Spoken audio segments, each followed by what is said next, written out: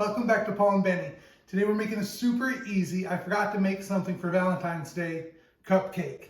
Chocolate, cherries, whipped cream, all the delicious things, just a few ingredients, couldn't be easier, let's do this. So before we get started, I preheated the oven to 350 degrees, and I'm gonna drain these cherries, putting them on a paper towel, so they'll be nice and drained by the time we need them. We don't want any juice dripping onto our beautifully frosted cupcakes. While our cherries rest, I'm gonna go ahead and get our wet ingredients ready.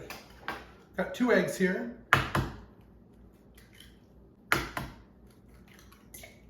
Just gonna beat these up a little bit. Nothing intense, just get the yellows mixed with the whites, nice and liquidy. And we're gonna add about 1/4 cup of oil.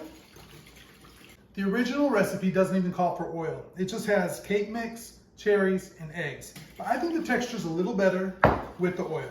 My grandma used to make these for me when I was a little kid. They weren't cupcakes. It was in a cake pan, 9x13. She'd mix the cake mix, she'd mix the cherries, she'd mix the eggs, and she'd bake it up. And then it calls for a chocolate frosting on top. I'm not a fan of it with the frosting. I feel like that's just too sweet for me. So I would just eat the cake just how it was, and it was my favorite thing. If I came home from kindergarten and she made this, it was a very good day.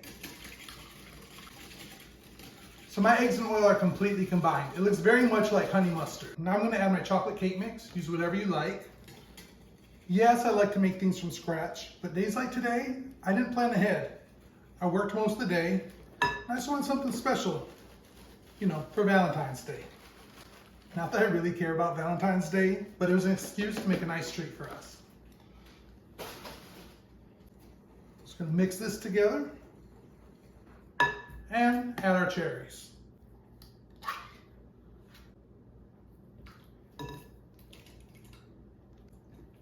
I think we'll get rid of this whisk.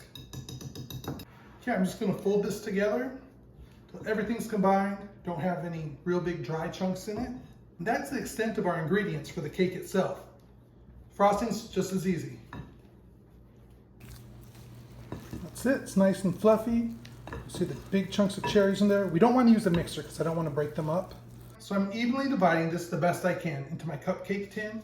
Doesn't have to be perfect, but I do want to be sure everyone gets a couple cherries in there. So that's the only thing I'm being conscious of. We're filling these cupcake papers about 3/4 full. It might look a little fuller just because the batter's really fluffy. But we're gonna fill them to what we guess is about 3/4 full. It's a little extra, that's perfect. I just don't want them skimpy. You may have noticed I have 2 different color cupcake tins. I have a darker one and a lighter one. And the darker tin of cupcakes might be done a few minutes before the light one. So you just wanna keep an eye on. Give them a check 2 or 3 minutes before you think they're done. So I told you that icing my grandma would put on them was a chocolate icing. I believe it was made with chocolate chips. And it was cooked and it was really rich and sweet on top of an already rich sweet cake. So what I like to do is put a nice light whipped cream on top. Super light, super refreshing. It's a great contrast from the rich, dark cherry chocolate taste. It's so good. 1 pint of heavy whipping cream. And I'm gonna start beating it.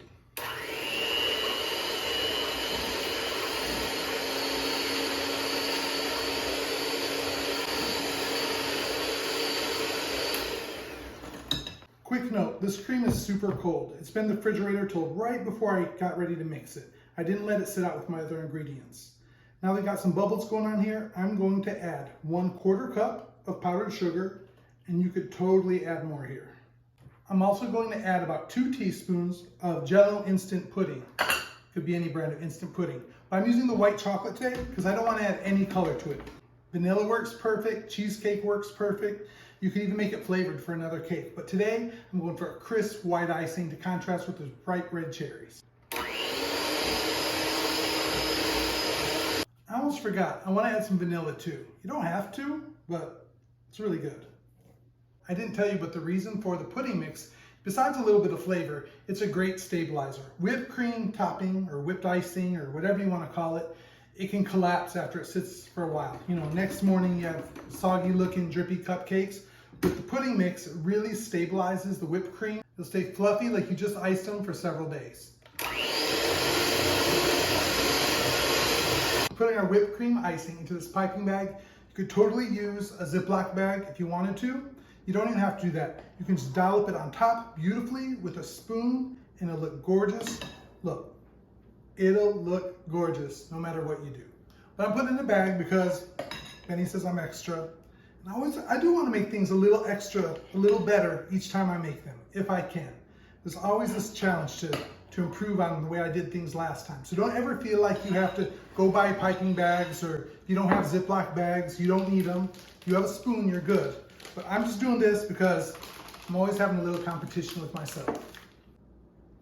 So there's our finished cupcake. You can test it with a skewer if you'd like. However, skewers sometimes give a false reading with the cherries. Like they might come out a little damp, or they might move the cherry when you poke it. So if you just give it a little push on top and it springs back, you know your cupcake is done. By the way, we baked these cupcakes about 5 or 6 minutes less than what the box suggested. We didn't have the cup of liquid that the recipe called for, so they didn't have to bake as long. So we're not doing anything fancy here. I'm just putting the icing on in a nice circular motion, kind of snaking it around. Nothing professional, nothing fancy. Just make it nice and tall and pretty. That's all I'm doing. It wouldn't be a chocolate cherry cupcake, of course, without a cherry on top. There you go. Happy Valentine's. How pretty is that? Of course I ate one before they were iced because I like cake. But look how cute that is. I mean, who doesn't want that for a Valentine treat? When I was a kid, I hated the maraschino cherries. I don't know, it was a really weird texture, really weird taste to me, but now that I'm older, pretty good. Okay, I'm gonna make a mess here, so bear with me.